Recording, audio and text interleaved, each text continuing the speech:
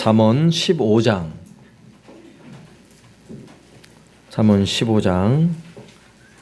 13절에서 17절까지 말씀 보겠습니다. 구약성경 927조.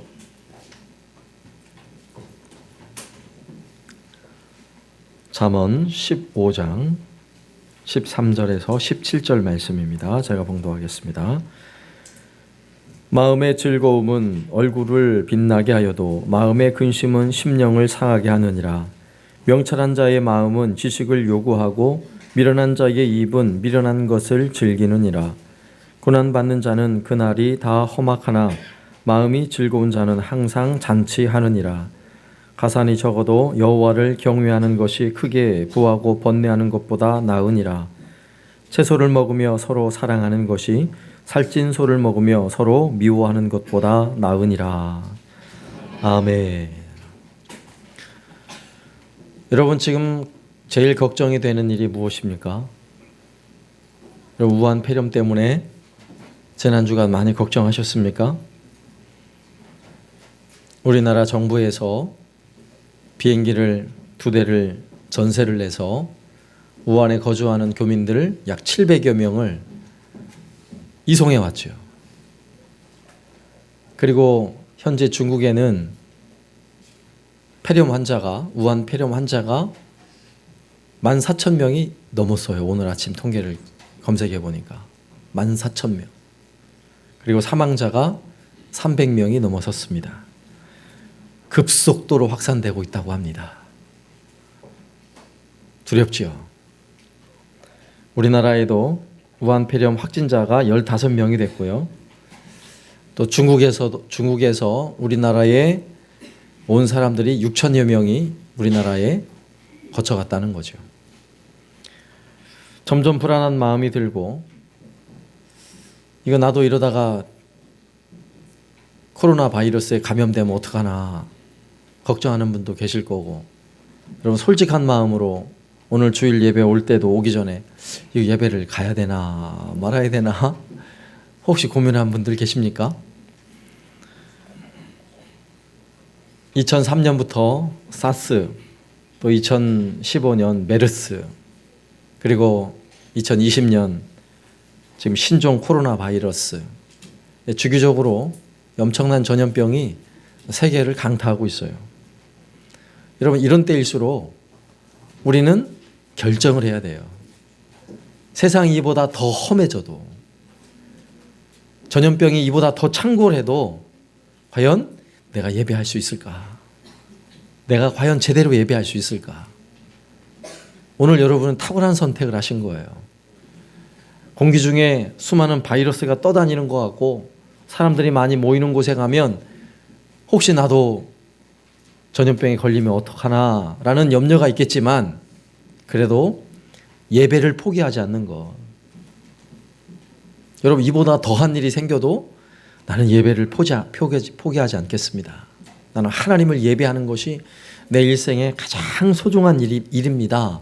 여러분, 이렇게 고백하며 사시길 바랍니다. 이런 표현을 할 수 있는 너무나 중요한 시간이에요. 오늘 우리의 시간이. 또 오늘이 우리 교회 30주년을 맞는 해잖아요. 이런 의미에서 오늘 우리가 예배하면서 우리가 더 건강해야 할 것이 과연 무엇인가를 한번 생각해 보려고 해요. 여러분, 겉으로 드러나는 건강관리 너무너무 중요하죠. 그러나 우리의 육체의 건강보다 더 중요한 것은 마음의 건강이에요. 몸의 질병은 요즘에 의술이 너무너무 발달해서요, 웬만한 병은 다 고쳐요. 그런데 마음의 질병은 여전히 고치기가 너무너무 어려운 시대죠.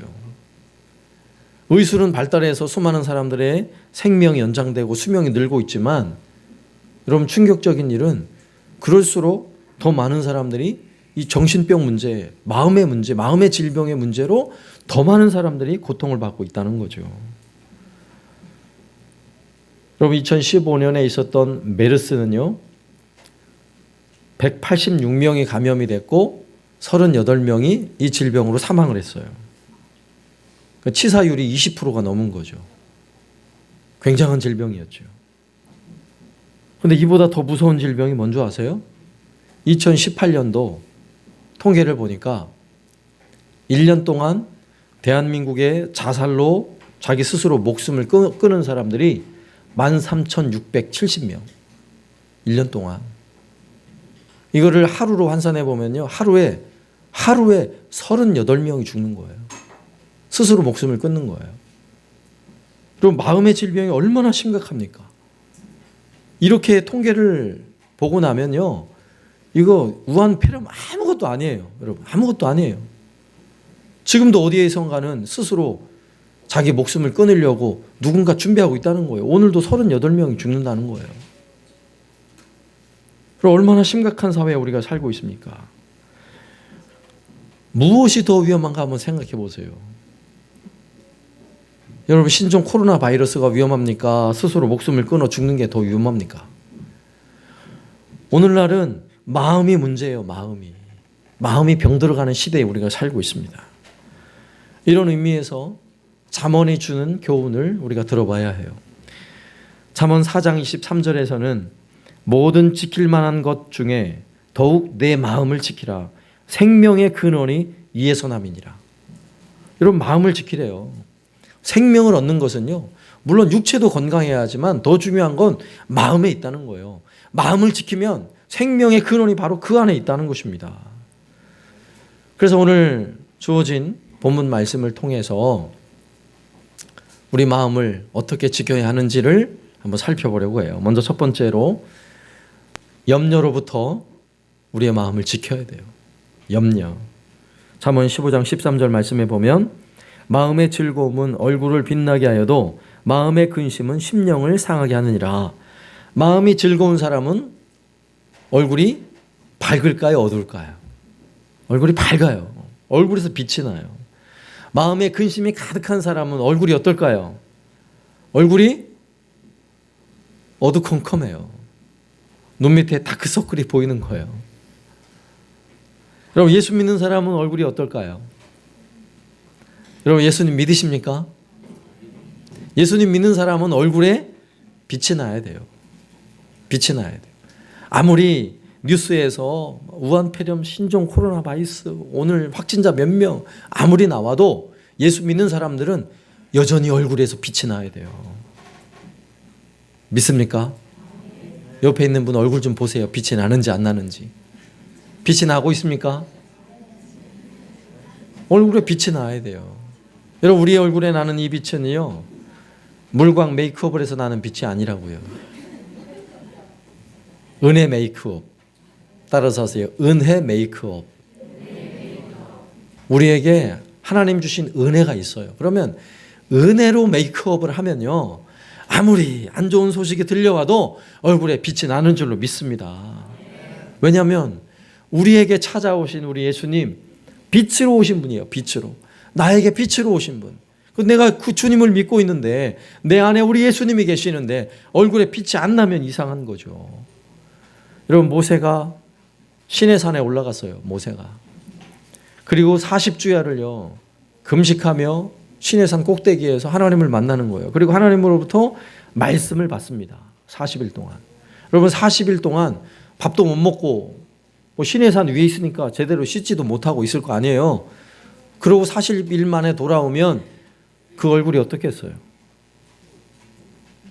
거의 죽기 직전의 사람처럼 보이겠죠.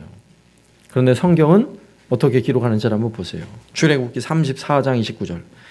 모세가 그 증거의 두 돌판을 모세의 손에 들고 시내산에서 내려오니 그 산에서 내려올 때에 모세는 자기가 여호와와 말하였으므로 말미암아 얼굴 피부에 광채가 나나 깨닫지 못하였더라. 모세 얼굴이 어땠다고요? 광채가 난다고요. 얼굴에서 빛이 난다고요. 빛이. 그런데 빛이 난 이유가 뭐예요? 시내산 꼭대기 올라가가지고 영양크림 잔뜩 바르고 내려온 거예요? 그게 아니에요. 하나님의 말씀을 받았다고요. 여호와와 말하였으므로. 하나님이 말씀을 주셨으므로. 하나님의 그 말씀, 그 율법을 양손에 들고 그리고 내려오는 모세 얼굴에 광채가 나는 것입니다. 오늘 하나님을 예배하는 시간, 하나님을 예배하며 예배를 통해 하나님의 말씀을 받은 여러분의 얼굴에 모세의 광채가 나야 하는 것입니다. 할렐루야. 예. 예배당 들어올 때는요, 어두컴컴하게 들어왔는데 예배를 드리면서 여러분의 얼굴이 막 밝아지는 거예요. 이게 뭔지 아세요? 말씀의 빛이 임하는 거예요. 말씀의 은혜가 임하는 거예요. 그리고 예배를 잘 드리고 이제 집에 돌아갈 때가 되면요, 얼굴이 환해져서 집에 돌아가는 거예요. 그러면 예배를 함께 오지 않았던 남편들이 얼굴을 보고, 아니 오늘 뭐 교회에서 좋은 일 있었어? 이런 얘기를 들어야 돼요. 우리 얼굴에 은혜가 가득해서 얼굴에 빛이 나는 여러분 그런 삶이 바로 신앙인이에요. 예수 믿는 자의 삶인 것입니다. 염려로부터 마음을 지키는 지혜, 마음을 말씀으로 가득가득 채우는 거예요. 오늘 말씀도 보세요. 14절 말씀. 명철한 자의 마음은 지식을 요구하고 미련한 자의 입은 미련한 것을 즐기느니라. 여러분 명철한 자, 여러분 지혜 있는 자, 여러분 잠언이 말하는 지혜는 어떤 지혜입니까? 하나님을 사랑하고 하나님을 경외하는 사람을 명철, 지혜로 표현하죠. 그들의 마음은 지식을 요구한대요. 여기서 말하는 지식은요, 무엇일까요? 세상 사람들도 자신의 빈 마음을 채우기 위해서 많은 지식으로 채우려고 그래요. 오늘날이 특히 그래요. 여러분 한국 사회에 마음이 자꾸 허전하니까 무언가를 열심히 배우려고 해요. 배워서 뭔가를 채우려고 그래요. 마음을 수련하는 곳에 가서 마음을 채우려고 그러고요. 인문학을 배워서 마음을 채우려고 하고요. 유명 인사들의 강연을 들으며 마음을 채우려고 합니다. 어떤 사람들은 자연에 가서 캠핑을 즐기면서 힐링을 하고 싶어하고 마음을 채우려고 해요. 산 꼭대기에 올라가서 야호 신나게 한번 외쳐보면서 마음을 채우려고 해요. 어떤 사람은 카페에 가서 아주 분위기 좋은 카페에 가서 맛있는 커피를 한 잔 마시면서 또 마음을 채워보려고 해요. 그러나 여전히 마음은 힘들어요. 여전히 마음의 염려가 찾아옵니다. 여전히 근심이 가득해요. 이유가 무엇일까요? 명철한 자의 마음은 지식을 요구한다. 여기서 말하는 지식이 뭔지 아세요? 바로 하나님을 아는 지식이에요. 하나님에 관한 지식, 말씀의 지식이에요. 말씀으로 채우기 시작하면 내 안에 염려가 사라지는 것입니다. 여러분 말씀이 우리 마음에 가득히 채워지면 세상에 아무리 근심과 염려스러운 일들이 우리 눈앞에 펼쳐져도 두렵지 않은 거예요. 여러분 이런 말씀으로 채우시길 바랍니다. 앞서 광고 드렸죠. 우리가 함께 매일매일 하나님의 말씀을 묵상하는 것, 여러분 그래서 중요한 거예요. 말씀을 묵상하는 것은 단순히 뭐 인문학이나 교양 쌓으려고 하는 게 아니에요. 내 마음에 자꾸만 근심과 염려가 찾아오는 내 마음에 하나님의 말씀을 꽉꽉 채워 넣는 거예요. 그러면 그 말씀이 내 안에서 빛이 되어서요, 얼굴에 빛으로 나타나는 것입니다. 마음에 진정한 기쁨과 자유와 평안이 있는 거예요.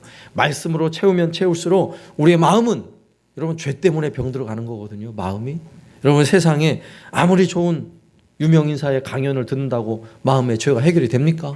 아무리 많은 지식, 좋은 지식을 쌓는다고 마음의 죄가 해결이 돼요? 안 되는 거예요. 그러나 하나님의 말씀을 내 마음속에 채워가기 시작하면요, 내 마음의 죄가 물러가는 것입니다. 그러면서 염려가 같이 물러가는 거예요. 근심이 사라지는 거예요.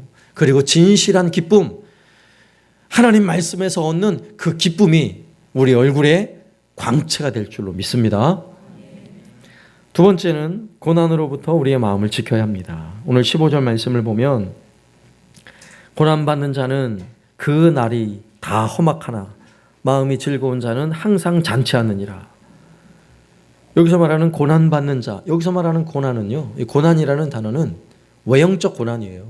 그래서 고난이라는 단어, 고난당하는 자를 다른 말로 표현하면 이 말씀을 기록하던 당시에 가난한 사람, 억압받는 사람, 이런 사람들을 일컫는 말이에요. 그렇다면 오늘날 우리 시대도 이 고난이라는 단어는 외부적으로 겉으로 찾아오는 고난을 의미하죠. 우리가 사는 인생은, 고난 없는 인생은 단 한 사람도 없어요. 여러분 고난 없이 살 수 있습니까? 학교 다니는 학생들도 고난이 없나요? 내가 직장에서 연봉을 많이 받아도 여러분 직장에 가면 고난이 없나요? 아니 사랑하는 가족들과 함께 가정을 세워가는 일조차도 여러분 고난이 없나요? 고난이 있어요. 가정에서도. 고난 없는 인생은 없어요. 그런데 그 고난 가운데 누군가는 끊임없이 막 원망하고 불평을 해요. 겉으로 다가오는 이 고난의 문제 때문에 입에서는 원망과 막 불평이 쏟아져 나오는 것입니다. 여러분, 고난의 상황에 원망과 불평을 쏟아내니까 상황이 좋아지던가요? 고난의 문제가 다 해결되던가요? 그럴 일은 하나도 없어요. 원망과 불평 때문에 고난이 더 가중이 되는 것입니다. 광야에 있었던 이스라엘 백성들이 너무나 좋은 교훈이 되죠. 여러분, 한 번도 광야에서 살아본 적이 없는 사람들, 그들이 광야에서 살기 시작한 거예요. 얼마나 불편함이 많겠어요. 당장 마실 물이 3일이 지나니까 마실 물이 다 떨어졌어요. 얼마 지나지 않아서 먹을 양식이 다 떨어졌어요. 낮은 뜨겁고 밤은 너무너무 춥습니다. 어린 자녀들이 배고파하고 갈증을 느끼고 있어요. 함께 끌고 나온 수많은 짐승들이요, 이제 곧 굶어 죽을 판이에요. 여러분, 이때에 이스라엘 백성들이 한 일이 뭔지 아세요? 뭘 했죠? 원망과 불평이 쏟아져 나오기 시작한 거예요. 백성들이. 왜 우리를 이 광야까지 끌어내가지고 여기서 죽게 만드냐 하는 거죠.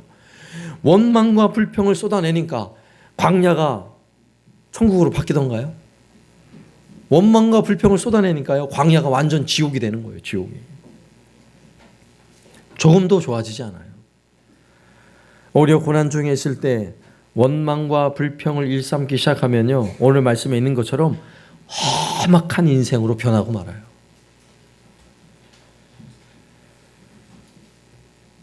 여러분, 우리에게 찾아오는 이 고난의 문제, 성경은 무엇이라고 대답하는 줄 아십니까?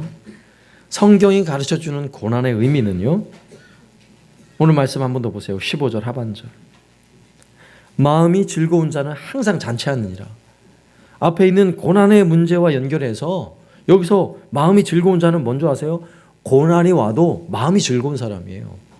분명 고난이 찾아왔어요. 그런데 마음이 즐거웠어요. 마음이 즐거워요. 그는 잔치하는 사람이라고요. 항상 잔치하는 사람이라고요. 오늘 성경 말씀이 우리에게 가르쳐주는 지혜인 것입니다. 복음성가 중에 이런 찬양이 있어요.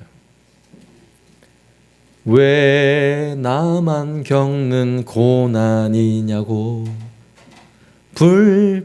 불평하지 마세요. 왜 나만 겪어요, 그거? 네? 왜 나만 이 고난을 겪어야 하냐고요.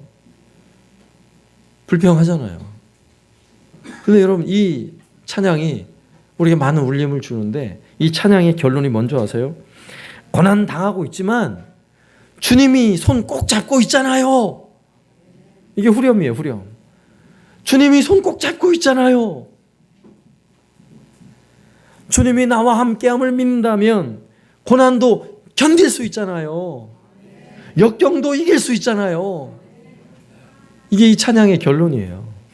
이건 이 찬양의 결론뿐만 아니라 여러분, 신앙생활하는 저와 여러분에게 가르쳐주는 성경의 결론이기도 해요. 고난당하는 사람에게 오늘 말씀에서처럼 마음이 즐거울 수 있는 이유가 있어요. 분명 고난 가운데 있어요. 근데 마음이 즐겁고 잔치하는 사람처럼 행복한 이유가 있는 거예요. 그 이유가 무엇이라고요? 주님이 그 손 꼭 잡아주신다고요. 고난당할 때 여러분을 그래도 좀 믿었던 사람은 여러분 곁을 떠날지 모르지만, 여러분 고난당할 때 수많은 사람들이 여러분을 배신할지 모르지만 우리 주님은요, 단 한 번도 우리를 배신한 적이 없으세요. 여러분, 고난 중에 우리 주님은요, 더 우리 손을 꼭 잡아주신다고 말씀하시는 거예요. 우리를요, 꼭 끌어안아 주신다고 말씀하고 있는 것입니다.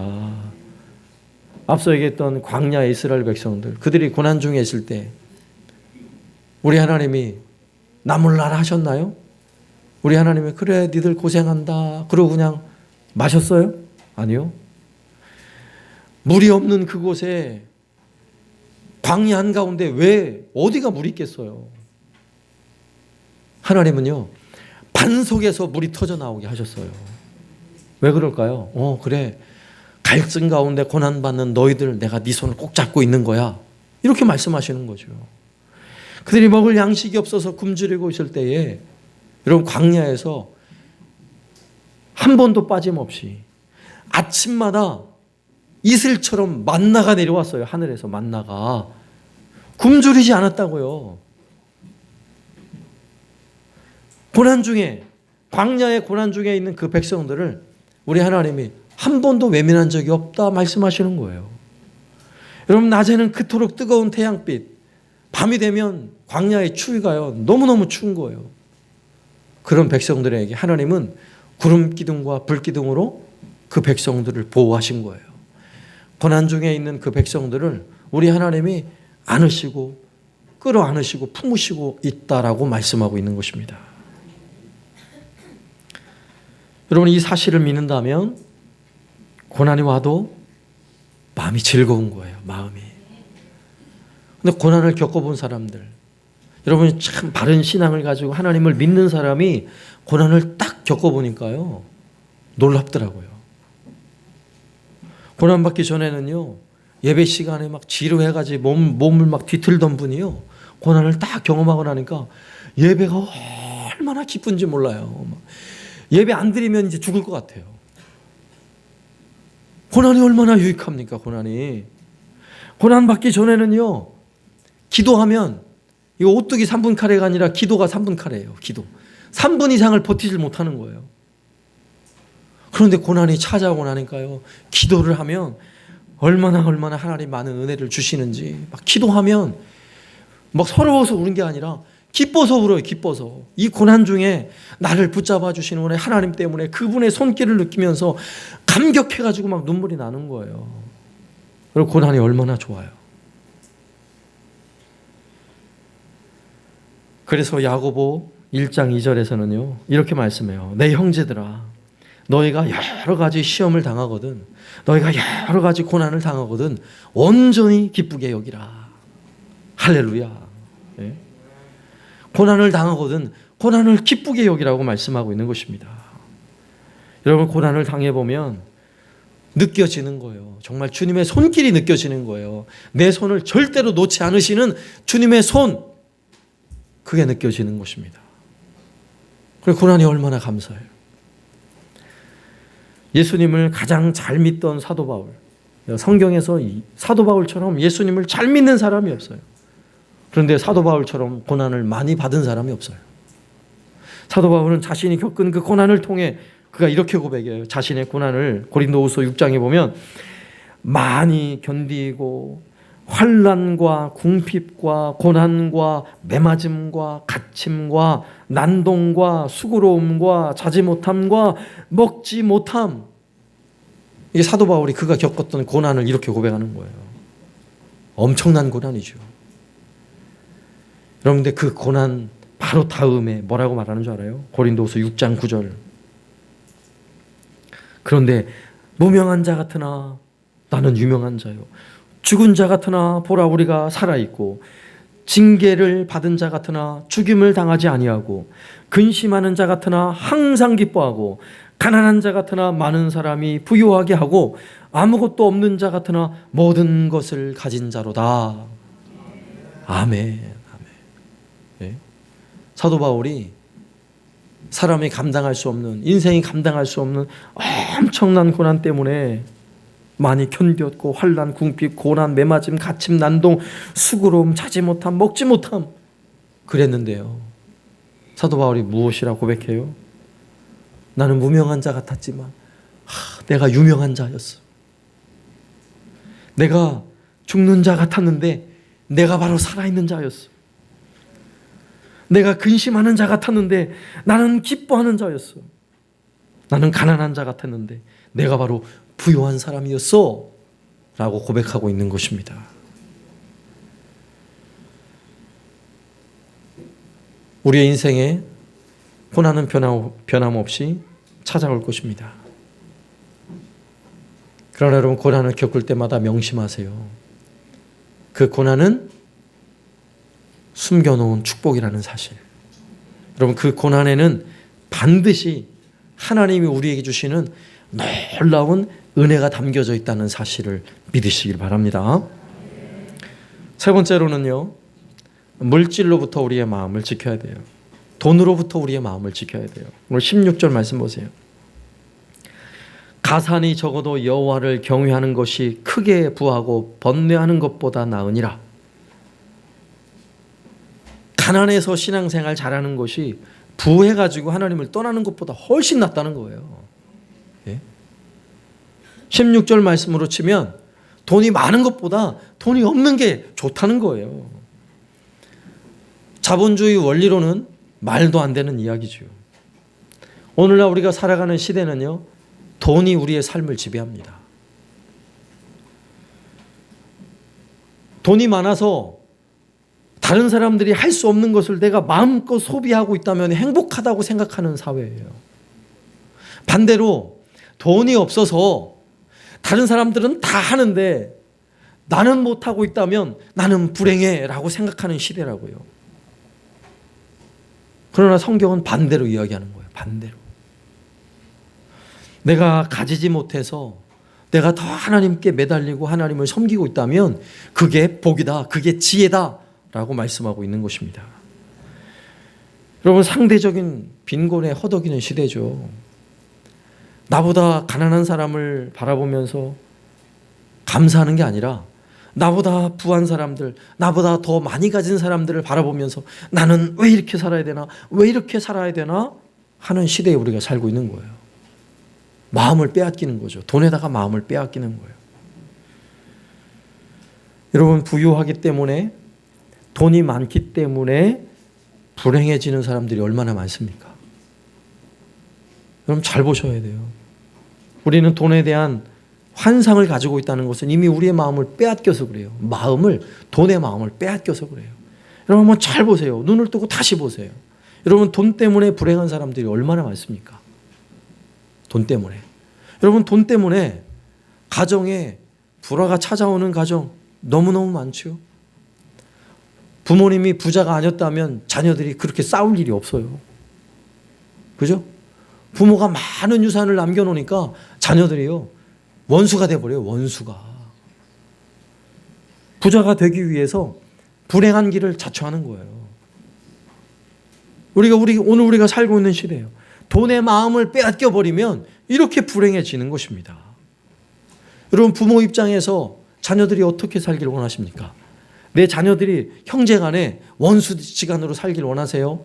아니면 서로 화목하게 작은 거 하나라도 서로 나누며 사랑하며 살기를 원하세요? 묻는 게 바보죠.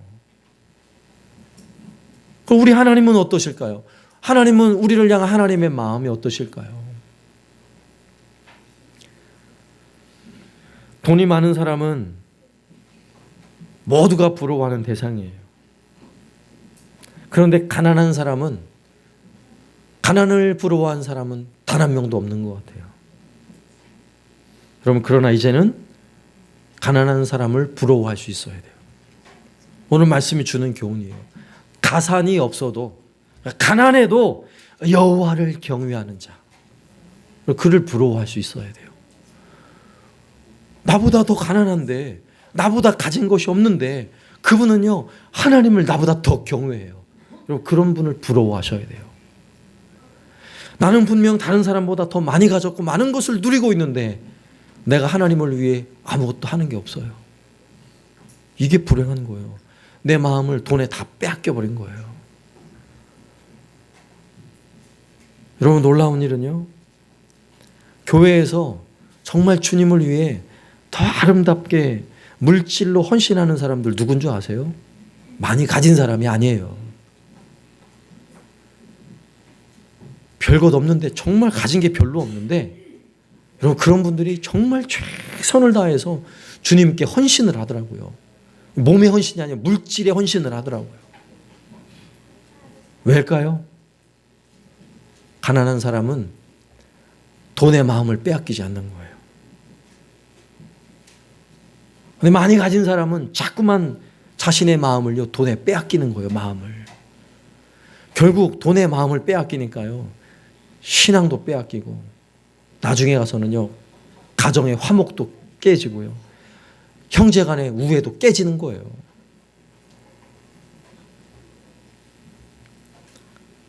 여러분, 돈을 많이 벌고 재산을 많이 쌓아놓길 원하시죠? 여러분, 그런 일 때문에 여러분의 예배 생활이 방해가 되고 여러분의 신앙이 오히려 좀먹고 있다면 그 길을 포기하세요. 돈을 포기하시라고요. 여러분의 마음을 지키는 법이에요. 오늘날 우리 시대에 우리 마음을 좀먹는 가장 무서운 게 바로 이거예요. 우한폐렴이 아니라고요. 돈이 가득히 차 있어요. 마음에 돈이 우리를 사로잡아요. 우리 마음을 빼앗아요.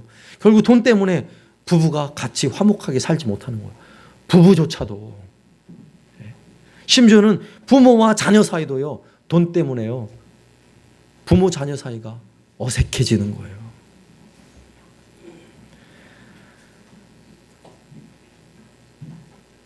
오늘 우리가 돈의 마음을 빼앗기지 않기 위해서는 오늘 말씀이 주는 교훈처럼 17절 말씀, 채소를 먹으며 서로 사랑하는 것이 살찐 소를 먹으며 서로 미워하는 것보다 나으니라. 여기서 채소를 먹는 사람은 채식주의자를 말하는 게 아니에요. 이 말씀을 기록하던 당시에는요, 고기를 먹는 사람은 진짜 부자예요. 먹을 게 없는 사람은요, 막 풀 뜯어 먹는 거예요. 이게 채소예요. 그런데 채소를 먹으면서도 서로 사랑하는 사람, 누가 더 부러운지 한번 생각해 보세요. 매일매일 고기 구워 먹고 매일매일 소고기 스테이크를 먹으면서 서로 미워하고 다투고 싸우는 가정. 물어보면 이것도 바보죠. 김치 한쪽과 그냥 찬밥을 먹더라도요, 서로 식사하면서 웃으며 서로 맛있게 먹고 행복한 가정, 이게 우리가 꿈꾸는 가정의 모습 아니겠어요? 돈의 마음을 빼앗기지 않으면 이게 가능한 것입니다. 여러분, 돈의 마음을 빼앗기기 시작하면요, 남편이 남편으로 안 보이는 거예요. 아내가 아내로 안 보여요. 서로 형제지간도 형제로 안 보이는 거예요. 이런 말씀을 맺으면서 오늘날 우리가 살아가는 이 시대에 우리의 마음을 빼앗는 것들이 얼마나 많은 줄 아십니까? 우리가 살고 있는 시대는 여러분, 세상의 수많은 것들로 우리 마음을 빼앗기 위해서 우리를 수도 없이 유혹을 해요. 앞서 살펴보았던 근심과 고난과 물질의 문제만이 아니라 수많은 것들로부터 우리의 마음을 빼앗으려고 하는 세상에 우리가 살고 있어요. 여러분, 보는 것, 여러분의 귀로 듣는 것을 늘 주의하셔야 합니다. 우리 눈에 보이고 귀로 듣는 것들 있죠. 오늘 집에 가서 뉴스를 보면 여러분, 수많은 뉴스의 보도들, 거기에 마음을 빼앗기지 마세요. 여러분, 뉴스를 만드는 사람들이 목표가 뭔지 아세요? 기자들이 뉴스를 만들 때 목표가 뭔지 아세요? 진실 보도보다 더 큰 목표가 있어요. 뭔지 아세요? 그 기사가 히트를 치는 거예요. 기사가 대박이 나는 거예요. 내가 올린 기사가 대박이 나는 거예요. 여러분, 유튜브에서 수많은 정보들을 접하시죠? 그 유튜브 영상을 만드는 사람들이 꿈꾸는 게 뭔지 아세요? 구독자 늘리는 거예요. 구독자. 좋아요 막 눌러주길 바라는 거예요. 또 유튜버들이 영상을 만들고 자료를 만들 때 뭐를 제일 많이 신경 쓰겠어요? 이걸 보는 사람들이 마음을 쏙 빼놓길 바라는 거예요. 마음을 빼앗길 원하는 거예요. 마음을 빼앗지 못하면 실패하는 거예요, 유튜버가. 그럼 우리가 그것을 보고 접할 때 어떻게 하겠어요? 내 마음을 빼앗기지 않으려고 해야죠. 그러면 우리의 마음을 잘못된 것에 빼앗기지 않는 제일 좋은 방법은요, 우리의 마음을 하나님의 성전을 삼는 거예요. 우리 안에 누가 계십니까? 하나님 계세요. 우리 주님 모시고 있는 거예요. 내 마음은 우리 성령 하나님을 모신 성전인 것입니다. 그걸 늘 기억하세요. 그리고 내 안에 주님이 늘 기뻐하고 계시는가? 내 마음에 우리 성령께서 기뻐하는 것이 내 마음에 머물고 있는가? 늘 살펴봐야 하는 것입니다.